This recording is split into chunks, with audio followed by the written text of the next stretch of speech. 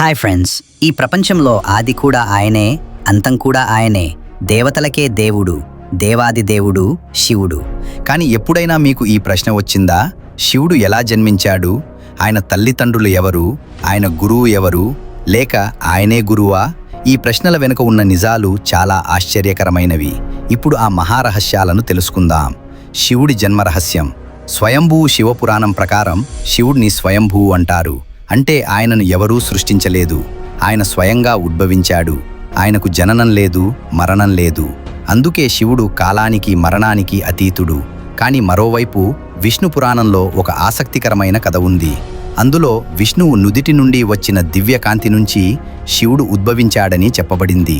అలాగే విష్ణువు నాభి నుండి వచ్చిన పద్మం నుంచి బ్రహ్మ జన్మించాడు అని చెప్పబడింది. కానీ ఇదే సమయంలో శివపురాణం ప్రకారం శివుడి నుండి విష్ణువు జన్మించాడని కూడా చెప్పబడింది. అంటే ఎవరు ఎవరిని సృష్టించారు?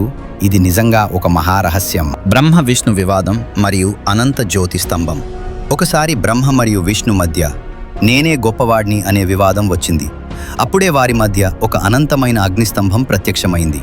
ఆ స్తంభానికి ఆది లేదు, అంతం లేదు. ఆ స్తంభం నుంచి ఒక శబ్దం వచ్చింది. ఎవరు దీని ఆది లేదా అంతాన్ని కనుగొంటారో వారే గొప్పవారు. బ్రహ్మ పక్షి రూపంలో పైకి వెళ్ళాడు, విష్ణువు వరాహ రూపంలో కిందికి వెళ్ళాడు. ఎంత వెతికినా ఆ స్తంభానికి ఆది అంతం కనుగొనలేకపోయాడు. అప్పుడు ఆ స్తంభం నుండి శివుడు ప్రత్యక్షమయ్యాడు. అప్పుడు బ్రహ్మ విష్ణువులు ఇద్దరూ అర్థం చేసుకున్నారు, శివుడే సర్వోన్నతుడు అని. శివుడు బ్రహ్మకుమారుడిగా జన్మించిన కథ కొన్ని కథల ప్రకారం. శివుడు బ్రహ్మకుమారుడిగా కూడా జన్మించాడు. బ్రహ్మ ప్రార్థనకు స్పందించి శివుడు ఒక చిన్న బాలుడిగా ప్రత్యక్షమయ్యాడు.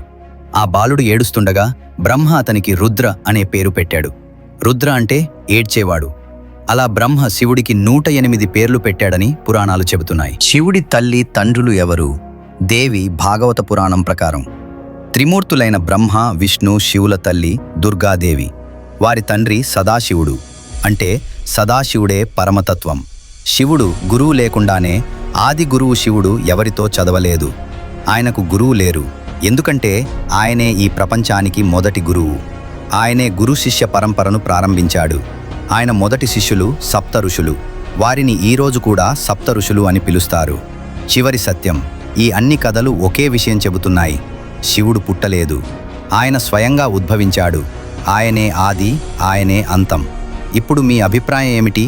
శివుడు స్వయంభువా లేక సృష్టించబడిన దేవుడా? కింద కామెంట్లో తప్పకుండా చెప్పండి. వీడియో నచ్చితే లైక్ చేయండి, షేర్ చేయండి. ఇలాంటి మరిన్ని ఆసక్తికరమైన రహస్యాల కోసం మన ఛానల్ని సబ్స్క్రైబ్ చేసుకొని బెల్ ఐకాన్ యాక్టివేట్ చేయండి. ఓం నమః శివాయ.